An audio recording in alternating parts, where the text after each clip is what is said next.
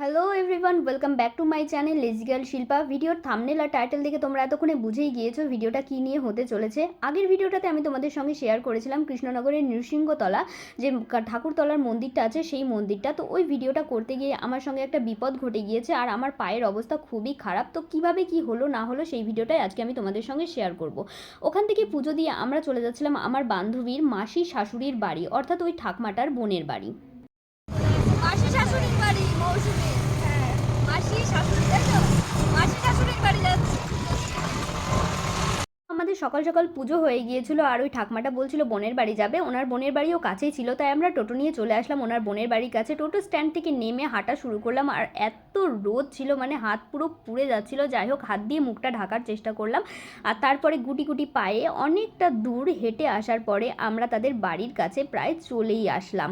আর এই যে আমার যে ভাইটা গিয়েছিল সাথে, ও একটু এগিয়ে গিয়েছিল আর এই যে আর একটা ভাই চলে এসছে, মানে ওই মাসির ছেলে চলে এসছে আমাদেরকে নিতে। আর এই যে মেশো, তো সবাই মিলে আমাদেরকে চেনানোর জন্য দাঁড়িয়ে রয়েছিল রাস্তায়। তারপরে আমরা চলে গেলাম বাড়ির ভেতরে আর এই যে আমিও বাড়ির ভেতরে ঢুকে পড়লাম। আর দেখো, এখানেই ঘটে গেল আমার সঙ্গে একটা বিপদ। কী ভাবছো পায়ে এটা আমি কি করছি? যাই হোক, ব্যাগ ট্যাগ বাড়ির মধ্যে রেখে আমরা ভাবলাম যে একটু রাস্তার দিকে যাই, বেরিয়ে আসি।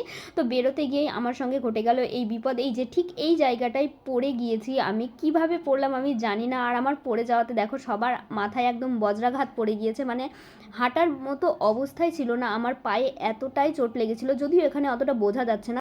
আমাকে কোনো রকম ধরে ধরে ঘরে তো নিয়ে আসলো, কিন্তু এত ব্যথায় এত পা টনটন করছিল, যদিও আমি সেটা প্রকাশ করিনি।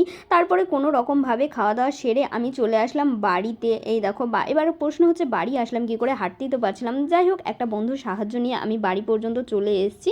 তো ওরা আমাকে দায়িত্ব নিয়ে একদম বাড়ি পর্যন্ত পৌঁছে দিয়েছে। আর এই দেখো, বাড়িতে এসে আমি দিতে শুরু করে দিয়েছি বরফ। পুরো এক প্ল্যাটার বরফ আমি এখানে নামিয়ে নিয়েছি আর সেটাকেই পায়ে দিয়ে নিচ্ছিলাম। আর এত ব্যথা লাগছিল, মানে কি বলবো, পায়ে লিটারালি আমার টনটন করছিল, ভেতরে টনটন করে না পায়ে যন্ত্রণা করছিল।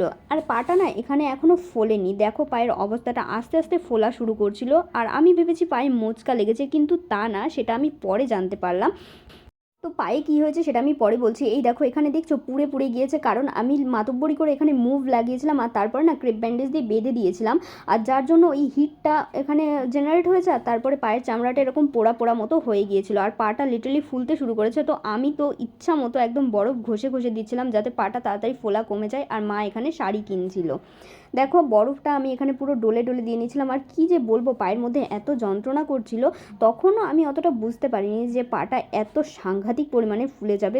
পায়ের অবস্থা বেগতিক দেখে আমরা ঠিক করলাম যে এক্স রে করতে যাব। তার জন্য এই দেখো আমরা বেরিয়ে পড়েছি।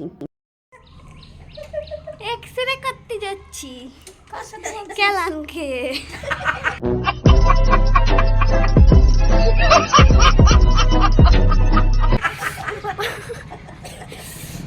অনেকের এখানে মনে হতে পারে আমি তো হেসে খেলে বেড়াচ্ছি, আমার কিছুই হয়নি। আদতেও তা নাই। তো আমি নিজের ব্যথাটা কমানোর জন্য এখানে, আর বাড়ির লোকে যাতে ভয় না পেয়ে যায় তার জন্য আমি এখানে মজা করছিলাম। আর তারপরে আমি চলে আসলাম আমাদের এখানের হসপিটালে।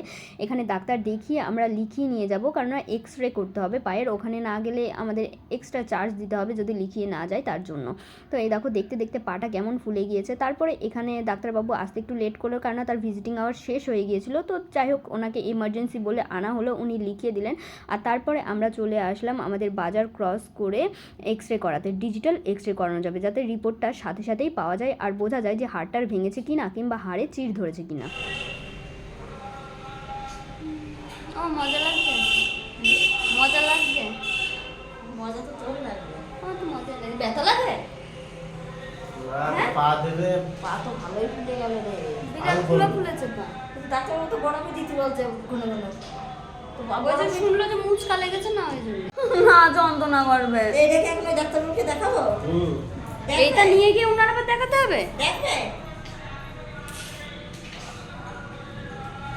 কিছুটা বসার পরে আমাদের এক্স রে ঘরের মধ্যে ঢুকিয়ে দেওয়া হলো। আর এক্স রে যেহেতু ডিজিটাল, ওই জন্য এখানে কিন্তু অন্ধকারের মধ্যেই এক্স রে করতে হয়, আলো থাকলে এক্স রে ভালো হয় না। তারপরে বিভিন্ন অ্যাঙ্গেলে আমার এক্স রে নিল পায়ের।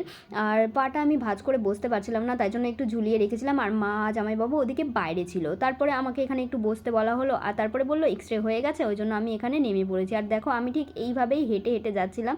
তোমরা ভাবছো যে আমি হাসছি, কেননা আমার পায়ের মধ্যে জ্বালা যন্ত্রণা হচ্ছিল না, তবে ব্যথা কিন্তু প্রচুর ছিল। আমি পা পুরো পাততেই পারছিলাম না। আর দেখতে দেখতে পাটা ঠিক এই রকম ফুলে গিয়েছিল, যেটা আমি একেবারেই এক্সপেক্ট করিনি। ভেবেছিলাম বরফ দেবো কমে যাবে, তো কমলো না। ওখানেও ডাক্তার বসে, কিন্তু আমরা যাওয়ার কিছুক্ষণ আগে ডাক্তার বেরিয়ে গিয়েছিল। তারপরে আমরা ফার্মেসি থেকে কিছু ব্যথার ওষুধ আর গ্যাসের ওষুধ নিয়ে চলে আসলাম লিখিয়ে।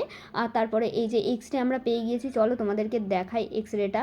এই দেখো, এই যে যদিও এখানে আলোর জন্য কিছুই বোঝা যাচ্ছিল না, পেছনটা একটু মানে সাদা কালার থাকলে বেশ ভালো বোঝা যেত।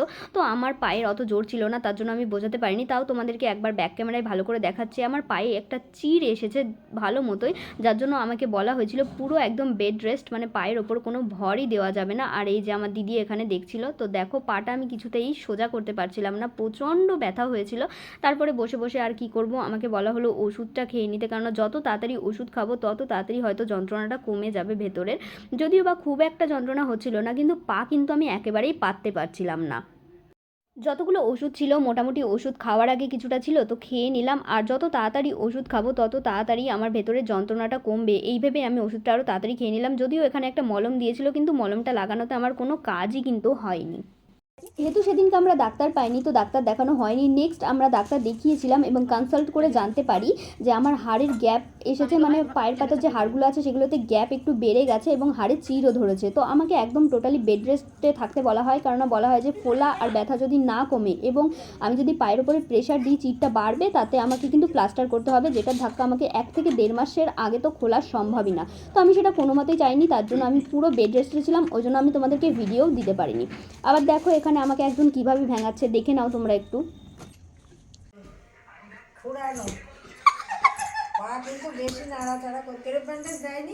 না বাড়ি রয়েছে তো, এ ফুলে ঢোল হয়েছে পা। তারপর গরম জলে ঠান্ডা জলে চুবালে একটা পেন দেন আমাকে। গরম জলে না, বরফ চলে। নিজের এই অবস্থা হওয়ার পরে তোমাদেরকেও বলবো খুব সাবধানে চলাফেরা করো, অঘটন ঘটতে সময় লাগে না। আর অন্যের অঘটনে কিন্তু হাসা বা বাজে কমেন্ট করা একদম উচিত নয়। তো ভিডিওটা কেমন লাগলো অবশ্যই কমেন্ট করে জানিও, আর ভালো লাগলে চ্যানেলটা একটু সাবস্ক্রাইব করে দিও। তোমাদের সামনে খুব তাড়াতাড়ি নতুন ভিডিও নিয়ে হাজির হব, ততক্ষণের জন্য ভালো থেকো, সুস্থ থেকো, টাটা, বাই বাই, ভালো থেকো সবাই।